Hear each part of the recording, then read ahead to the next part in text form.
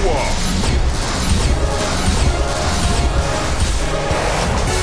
Sensational.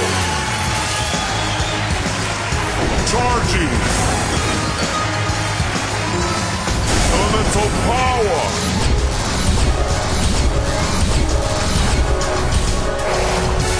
Sensational.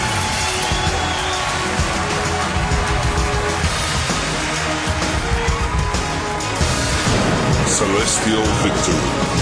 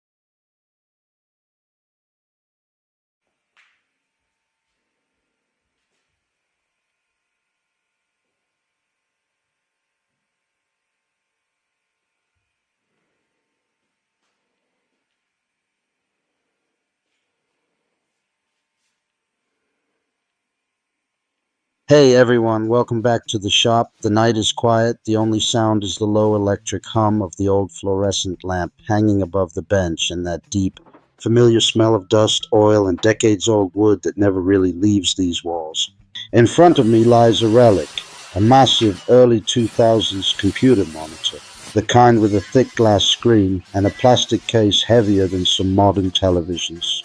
To almost anyone else, this thing is electronic waste, something to be tossed into a dumpster without a second thought. But when I look at it, I don't see junk. I see a perfect 250 millimeter disc of crystal clear acrylic that has been hidden from the world for 20 years, just waiting for the moment it gets to spin again. There's something almost sacred, almost meditative about rescuing objects the rest of the world has already written off. This monitor once sat on someone's desk while they sent their first nervous emails, watched grainy YouTube videos at 360p, laughed at stupid memes, maybe even edited their wedding photos. It was part of countless small human moments, and now every circuit board, every screw, every tired capacitor inside it is dead, except this one piece of acrylic that is still flawless. Tonight, that forgotten piece becomes the heart of a real workshop machine, a disc sander that will quietly, faithfully smooth wood long after both it and I are gone. We're not building this because I can't afford a factory-made sander. We're building it because only when you take trash in your hands, cut it, weld it, balance it, and finally hear it roar to life, do you truly understand what a tool actually is. A tool is not a product. A tool is a conversation between you, the material, and time itself.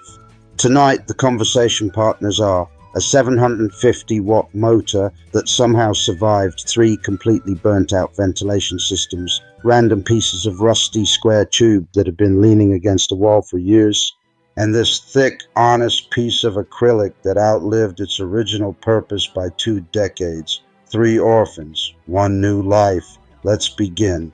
Disassembling an old monitor always feels like performing an autopsy on a small slice of history.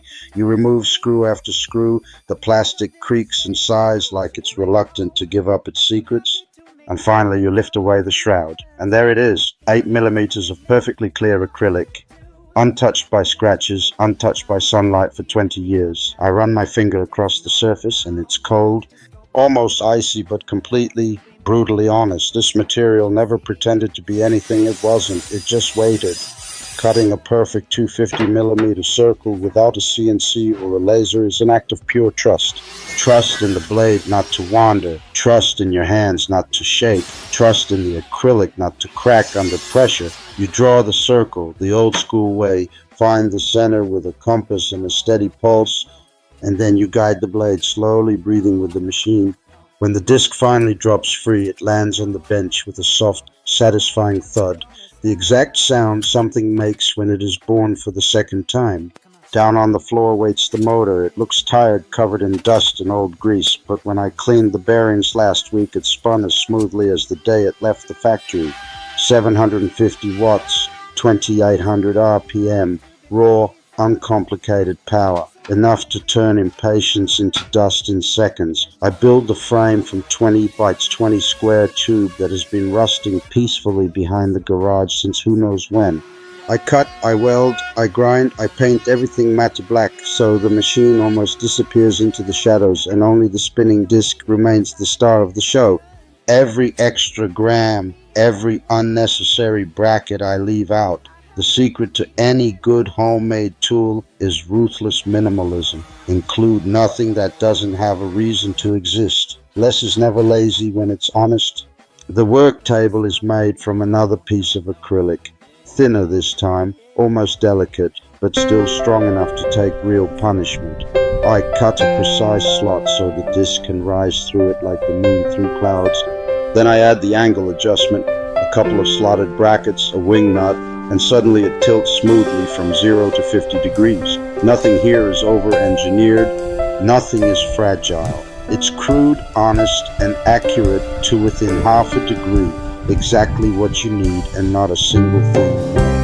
Across the entire face of the big disc, I glue industrial-grade hook and loop. When the first sheet of 80 grit abrasive rips onto it, the sound is pure commitment, like tearing open a letter you already know will change everything. Under the table, I weld a simple 50mm dust port aimed directly at the point where wood meets grit. Later, when a shop vac is connected, the storm of sawdust will vanish before it even learns your name. Clean work is respectful work. The first power-up is always the moment of truth. The disc wakes, slowly finds its balance, then suddenly screams into full voice. For a split second, I'm afraid the acrylic will explode into 1,000 shards, but it doesn't. It just sings. I take a rough piece of oak that has been sitting in the corner since last winter and press it gently against the spinning surface. Centuries of growth, storms, sun, and wind disappear in warm golden snow that gets sucked away instantly. There is a deep, almost spiritual peace in that moment, watching time itself being erased while simultaneously creating something smooth, something new, something that will probably outlast me by another century. I switch to 240 grit and run the same board again. One more pass and the surface feels softer than skin, warmer than skin, alive in a way no piece of fresh lumber ever feels.